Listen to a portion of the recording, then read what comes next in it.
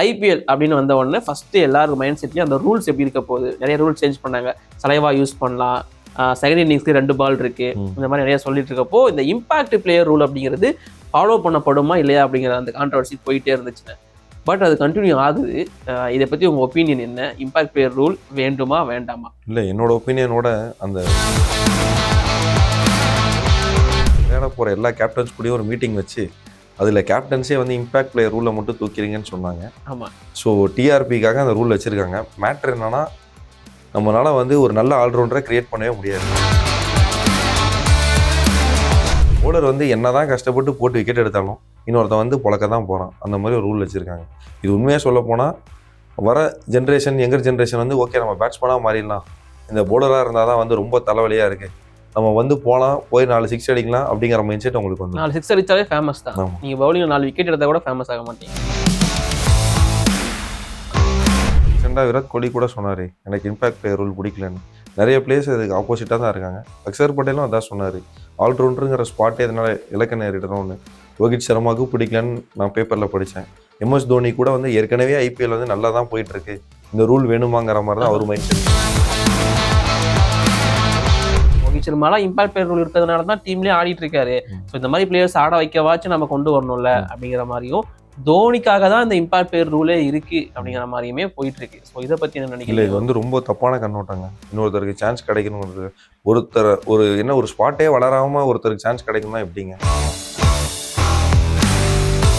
Flat விக்கெட்ஸுங்க, நீங்கள் எங்கே போட்டாலும் பால் பேட்டுக்கு வரும். எல்லாமே பேட்ஸ்மேன்ஸுக்கு ஏற்ற மாதிரி தான் கேம் இருக்குது. ஸோ எல்லாமே பேட்ஸ்மேன் ஃபேவராக இருக்கும்போது பவுண்ட்ரி சின்னதாக இருக்குது, 4 6 நிறையா போகணும். ஸோ தட் கிரவுண்டுக்கு வர போகிற ஆடியன்ஸும் என்ஜாய் பண்ணுவாங்க. அதே சமயம் பார்க்க போகிறவங்களும் 4 6 நிறையா போகுது, பயங்கரமான மேட்ச்சுன்னு நமக்கு வியூவர்ஷிப் நிறையா கிடைக்கும். ஸோ இப்படி இருக்கும்போது பவுலர்ஸை பற்றி யோசிக்கிறதே கிடையாது. அந்த பவுலர் அவன் என்ன தான் பண்ணுவான்?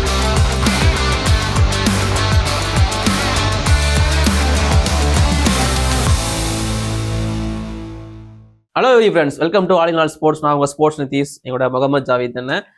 அண்ணா வந்து இப்போ கோச்சிங் போகிறேன்னு சொன்னார், கோச்சிங் கொடுக்க போகிறேன்னு சொன்னார். அவரை பிடிச்சி உட்கார வச்சிருக்கேன், ஏன்னா இந்த விஷயத்த பேசலாம் அப்படின்னு சொல்லிட்டு. ஐபிஎல் அப்படின்னு வந்த உடனே ஃபர்ஸ்ட் எல்லாரும் மைண்ட் செட்லயும் அந்த ரூல்ஸ் எப்படி இருக்க போகுது, நிறைய ரூல்ஸ் சேஞ்ச் பண்ணாங்க. சலைவா யூஸ் பண்ணலாம், செகண்ட் இன்னிங்ஸ்க்கு 2 பால் இருக்கு, இந்த மாதிரி நிறைய சொல்லிட்டு இருக்கப்போ இந்த இம்பாக்ட் பிளேயர் ரூல் அப்படிங்கிறது ஃபாலோ பண்ணப்படுமா இல்லையா அப்படிங்கிற அந்த கான்ட்ரவர்சி போயிட்டே இருந்துச்சுன்னு.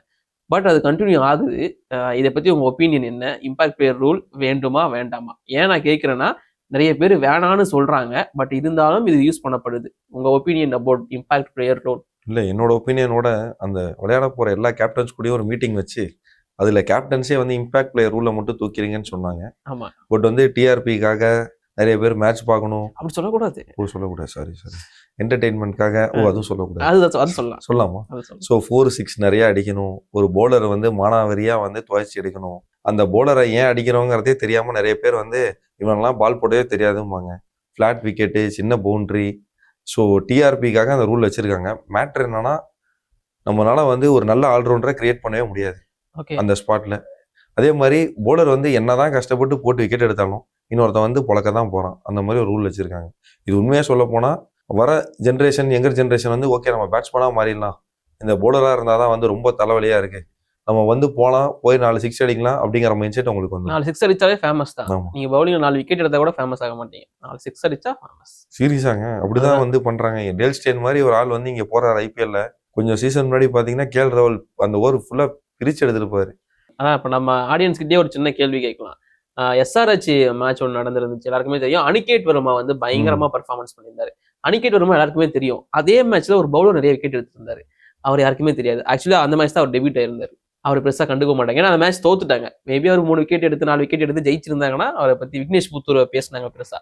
அந்த மாதிரி இம்பாக்ட் கொடுக்க முடியாதோ அப்படின்னு தோணுது. விக்னேஷ் புத்தூரையும் பேசினாங்க. அடுத்த மேட்ச் என்ன ஆச்சு, அவருக்கு டிராப் தான். இப்படிதான் போயிட்டு இருக்கு. இன்னொரு விஷயம் நீங்க சொல்லியிருந்தீங்க, கேப்டன்ஸ் எல்லாருக்கிட்டையும் அந்த மீட்டிங் நடந்துருந்துச்சு.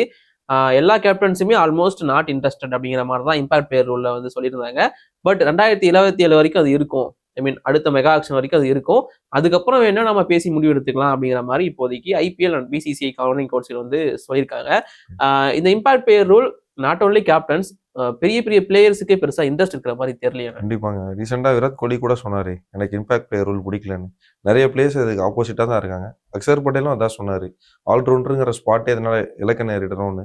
ரோஹித் சர்மாவுக்கு பிடிக்கலன்னு நான் பேப்பர்ல படித்தேன். எம்எஸ் தோனி கூட வந்து ஏற்கனவே ஐபிஎல் வந்து நல்லா தான் போயிட்டு இருக்கு, இந்த ரூல் வேணுமாங்கிற மாதிரி தான் அவர் மைண்ட் செட். கண்டிப்பா அவருக்கும் அது பிடிக்கல, ஸோ நிறைய பேருக்கு பிடிக்கல. ஆனால் வியூவர்ஸ் அதிகமாக வருது, ஸோ டிஆர்பி அதிகமாக இருக்கும், ஸ்பான்சர்ஸ் அதிகமாக வருவாங்க, அட்வர்டைஸ்மெண்ட் நிறைய காசு வரும். இந்த ஒரு ரீசனுக்காக மேபி இம்பாக்ட் பிளேயர் ரூல் இருக்கு. ஓகே, இம்பாக்ட் பிளேயர் வந்ததுக்கு அப்புறமாக இந்த டீம்ல நடக்கிற சேஞ்சஸ் இப்போ வந்து பிளேயிங் 11 கூட கிடையாது, பிளேயிங் 12 யாரு அப்படிங்கிற மாதிரி தான் போயிட்டு இருக்கு.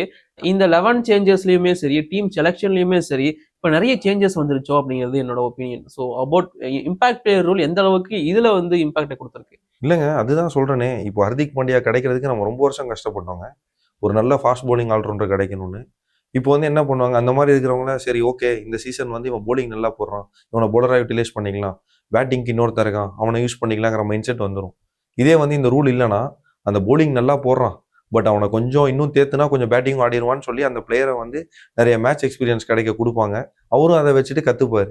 பட் இப்போ வந்து அந்த மாதிரி கிடையாது. ஒரு நார்மல் போலர் அவனோட டிபார்ட்மெண்ட்டை பார்த்துப்பான், ஒரு பேட்ஸ்மேன் அவனோட டிபார்ட்மெண்ட் பார்த்துப்பான், ஆல்ரவுண்டர் இங்கே எங்கேருந்து வருவாங்க? எனக்கு இன்னொரு கேள்வி இருக்கு. நான் இம்பாக்ட் பிளேயர்களை ஒரு பக்கம் வந்து பாசிட்டிவாகவும் பார்க்கறாங்க. எப்படி அப்படின்னா எக்ஸ்ட்ரா ஒரு பிளேயருக்கு வாய்ப்பு கிடைக்குது இல்ல அந்த டீம்ல, அந்த 11ல அப்படிங்கிற மாதிரி சொல்றாங்க. இன்னொன்னு இப்போ ரோஹித் சர்மா எக்ஸாம்பிளுக்கு கொண்டு வராங்க. ரோஹித் சர்மாலாம் இம்பாக்ட் பிளேயர் இருக்கிறதுனால தான் டீம்லயே ஆடிட்டு இருக்காரு. ஸோ இந்த மாதிரி பிளேயர்ஸ் ஆட வைக்கவாச்சும் நம்ம கொண்டு வரணும்ல அப்படிங்கிற மாதிரியும், தோனிக்காக தான் இந்த இம்பாக்ட் பிளேயர் ரூலே இருக்கு அப்படிங்கிற மாதிரியுமே போயிட்டு இருக்கு. ஸோ இதை பத்தி என்ன நினைக்கிறீங்க? இது வந்து ரொம்ப தப்பான கண்ணோட்டங்க. இன்னொருத்தருக்கு சான்ஸ் கிடைக்கணுங்கிறது, ஒருத்தர் ஒரு ஸ்பாட்டே வளராம ஒருத்தருக்கு சான்ஸ் கிடைக்கணும்னா எப்படிங்க? இல்லை போலர் போலிங் போட்டோம், அந்த காலத்து கிரிக்கெட்ல போடுவாங்களே, போலர்ஸ் 5 பேர் இருப்போம், போலிங் போட்டுப்போம், 6 பேட்ஸ்மேன் இருப்போம், நாங்கள் பேட்டிங் அடிப்போம். ஸோ வர டார்கெட் வந்து பேட்ஸ்மேன் ஆப்போனன்ட் டீம்ல சேஸ் பண்ணிக்கிட்டோம். இது வந்து அந்த காலத்தில். இப்போ எப்படி மாறிச்சு, நிறைய ஆல்ரவுண்டர்ஸ் கிடைச்சாங்க. விக்கெட் கீப்பர் ஒரு காலத்தில் விக்கெட் கீப்பராக மட்டும் தான் ஆடினாங்க, விக்கெட் கீப்பர் கூட நல்லா பேட்டிங் ஆட முடியும்னு ஆடம் கில்கிறிஸ்ட், எம்எஸ் தோனி இந்த மாதிரி நிறைய பேர் வந்து அதையும் அந்த மைண்ட் செட்டும் மாற்றினாங்க.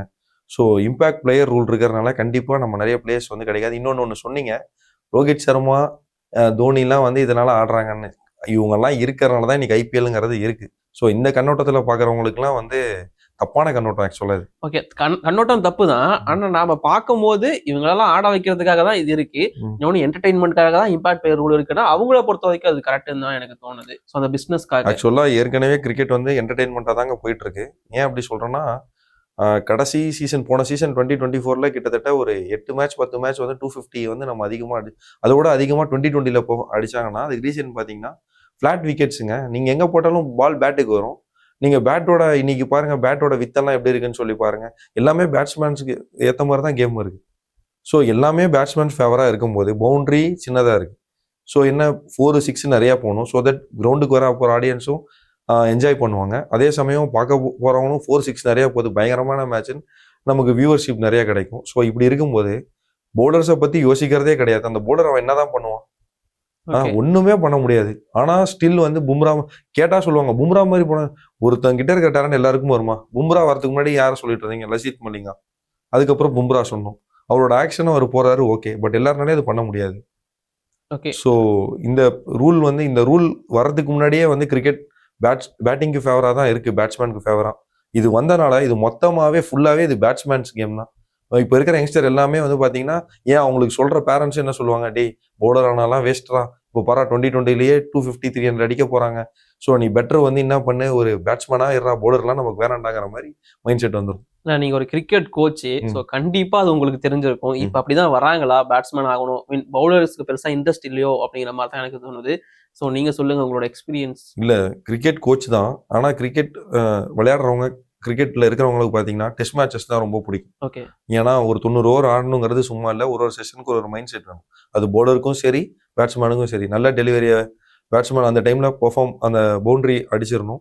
அதே மாதிரி பவுலர் நல்ல டெலிவரி போடுறான் அப்படிங்கிறப்போ அந்த பாலை விட்டு ஆடணும். ஸோ இது வந்து 90 ஓவர்ஸ் கேம் வந்து பயங்கரமா இருக்கும்.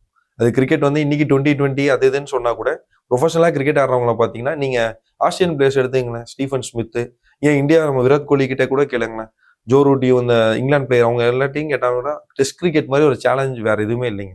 5 நாள் உள்ள அது பேட்ஸ்மேனா பவுலரா அப்படிங்கிற மாதிரி இருக்கும். அதில் தான் நம்ம நிறைய கற்றுக்க முடியும். எந்த டைமில் பெர்ஃபார்ம், அதாவது பவுண்டரிஸ்க்கு போகணும், எந்த டைமில் வந்து நம்ம டிஃபென்சிவாக இருக்கணும், எந்த டைமில் வந்து ஒரு ரன்னை திருடி எடுக்கணும். ஸோ இதுதான் வந்து கேம். அதே மாதிரி தான் பவுலர்ஸும் ஒரே ஸ்பாட்டில் போட்டுட்டு இருக்கணும். ஒரு தப்பு பண்ணால் கூட பவுண்டரி அடிச்சிருவான் பேட்ஸ்மேன். ஸோ டெஸ்ட் கிரிக்கெட்டோட இது வேற எதுவுமே வராது. 2020 கிரிக்கெட்டில் இன்னைக்கு நம்ம பேசிகிட்டு இருக்கோம், ரொம்ப சீக்கிரம் முடிஞ்சிருது இந்த கேம். அதனால வியூவர்ஸ் அதிகமா இருக்காங்களே தவிர கிரிக்கெட்னா டெஸ்ட் கிரிக்கெட் தாங்க. ஓகே, நீங்க கிரிக்கெட்டா பார்த்து என்ஜாய் பண்ணோம் அப்படின்னா T20 கிரிக்கெட்டை வந்து சூஸ் பண்ணாதீங்க அப்படிங்கிறது தான் உங்களோட ஒப்பீனியன். இல்ல கிரிக்கெட்டா பார்த்து என்ஜாய் பண்ண, கிரிக்கெட்டை என்டர்டைன்மெண்ட்டா பாக்குறீங்கன்னா T20 கிரிக்கெட்டை பாருங்க. கிரிக்கெட் கேம் நேசிச்சு பாக்குறீங்கன்னா ஆப்வியஸா அது டெஸ்ட் கிரிக்கெட். அவ்வளவுதான். ஸோ என்டர்டைன்மெண்ட்டா பார்க்கும்போது இம்பாக்ட் பிளேயர் ரூல் அப்படிங்கிறது உங்களுக்கு தேவைப்படுதுங்கிறதுனால வச்சிருக்கேன். அது என்டர்டைன்மெண்ட்டா மாத்துறதுக்கு தான் பேட்ஸ்மேன்ஸ்க்கு ஃபேவரா நிறைய ரூல்ஸே வந்திருக்கு. ஓகே, அதுல ஒண்ணு இம்பாக்ட் பிளேயர். ஆமா, அது முக்கியமான ஒண்ணு. அது முக்கியமான ஒண்ணு. இன்னொன்னு, பவுலர்லாம் வந்து யாருமே வந்து சொல்லிடக்கூடாது ஏன் பவுலர் விக்கெட் எடுக்கல, என்ன போடுறாங்கிற வார்த்தையை நம்ம யூஸ் பண்ணக்கூடாது. எல்லா ஃபேவரட்டிசமும் நம்ம வந்து பேட்ஸ்மேன் கிட்ட தான் கொடுத்துருக்கோம். இது மாறினா இந்த சென்ஸ் எதுக்கு இந்த இம்பாக்ட் பிளேயர் ரூல்? நீங்க ஒரு நல்ல ஃபாஸ்ட் பவுலர்ஸ் வேணும் இந்தியாலன்றீங்க. நம்ம வந்து கடைசி 10 வருஷத்துல நிறைய ஃபாஸ்ட் பவுலர்ஸ் ப்ரொடியூஸ் பண்ணிட்டு இருக்கோம். திரும்ப இந்த ரூல் இருந்துச்சு, இப்படி இருந்துச்சுன்னா கண்டிப்பா நமக்கு நல்ல பவுலர்ஸ் கிடைக்கிறது கஷ்டம். நிறைய பிளேயர்ஸ் சொல்லியிருந்தாங்கன்னு சொல்லியிருந்தீங்க. ரபாடா ஒரு வேர்ட் சொல்லியிருப்பாரு, நீங்க கிரிக்கெட்னு சொல்லாதீங்க, பேட்டிங்னு பேர் வச்சுக்கோங்க, அதுதான் உங்களுக்கு பெட்டரா இருக்கும் அப்படிங்கிற மாதிரி அவரோட ஆதங்கத்தை தெரிவிச்சிருப்பாரு. இல்லைங்க, நான் எவ்வளவு ஃபாஸ்டா கூட போடுவேன், அது பேட்டுக்கே போகும் பால், விக்கெட்டு ஃபிளாட்டா இருக்கும், ரொம்ப ஈஸியா இருக்கும். எனக்கு வந்து சேலஞ்சிங் கண்டிஷன்ஸே இல்லை பேட்ஸ்மேனுக்கு. எவ்வளவு வேகமா போட்டாலும் ஈஸியா ஆடுவாங்கிறப்போ அப்புறம் என்னங்க?